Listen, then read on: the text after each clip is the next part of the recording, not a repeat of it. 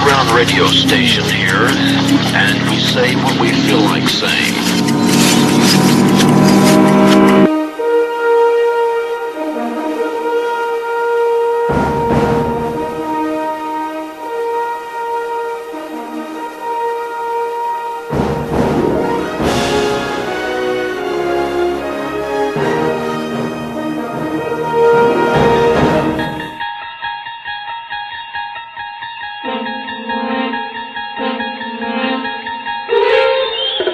Hi, this is Nadira of the Radio First Termer Iraq and Afghanistan shows.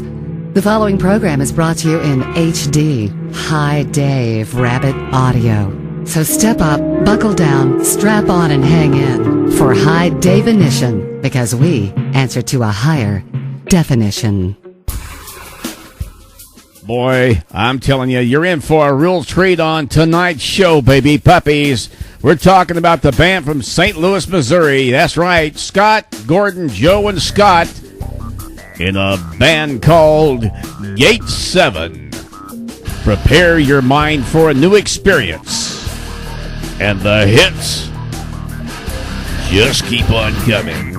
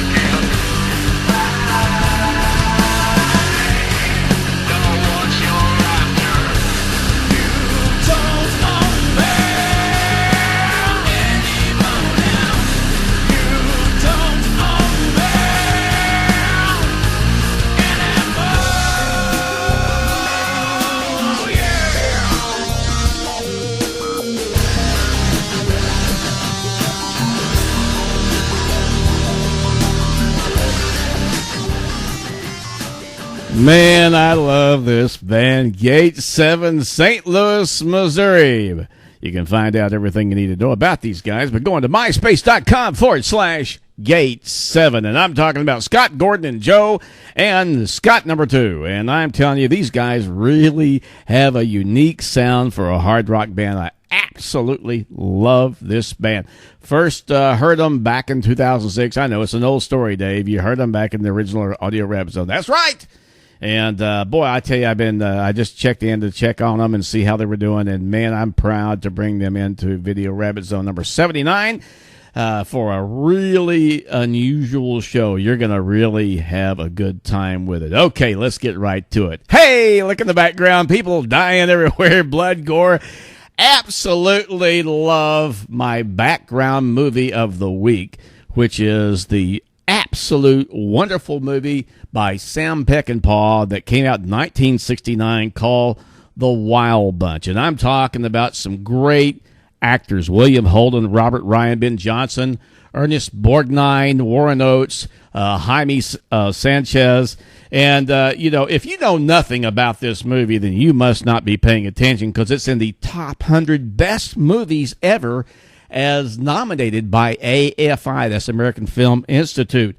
And one of the reasons why this is such a great, great movie, not only is it a fabulous Western, it's a really great storyline about a bunch of aging outlaws and how, that they're tired of doing what they're. I mean, this is kind of an old story, obviously, but they're tired of doing what they're doing. They just want to make this one last score so they can sit there and live on the ranch, or raise kids, or bang hyenas, or what. I don't know where that came from, or whatever they're going to do.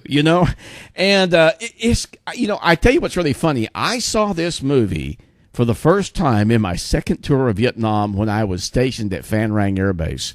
And I remember going to a midnight show and seeing this. And I mean, of course, Phan Rang was a R&R air base, although we got the crap blown out of us by the VC a lot. We were still considered an R&R site because we had a lot of amenities that could not be found on other air bases. Now, Cam Ranh had some, and but Phan Rang was really considered an R&R base. So we had like an air-conditioned inside theater called the Viking Theater, and popcorn and all this other stuff.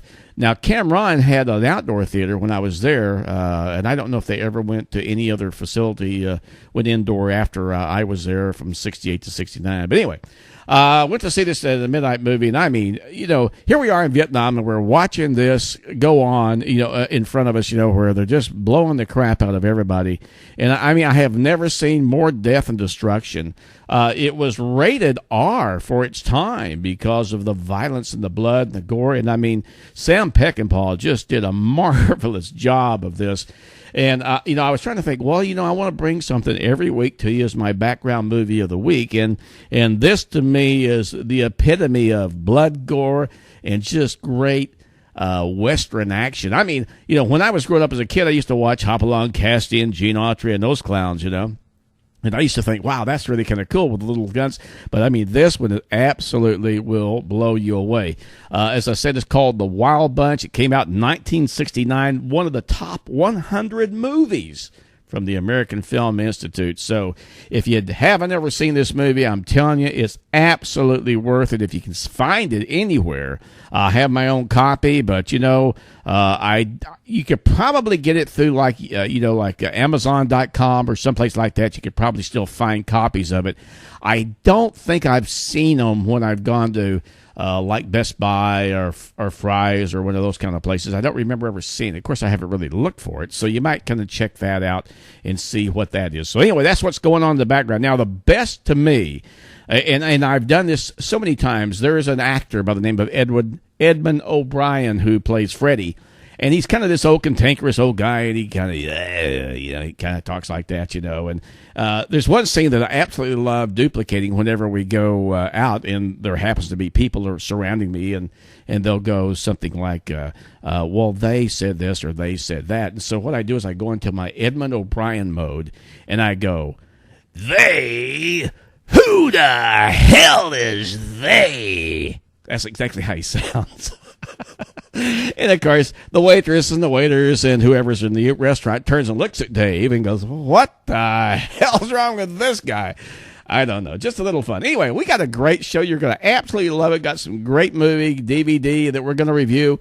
So just sit tight, baby puppies. Crank those stereos and those MP3 players up full blast and get ready for this song called Hate.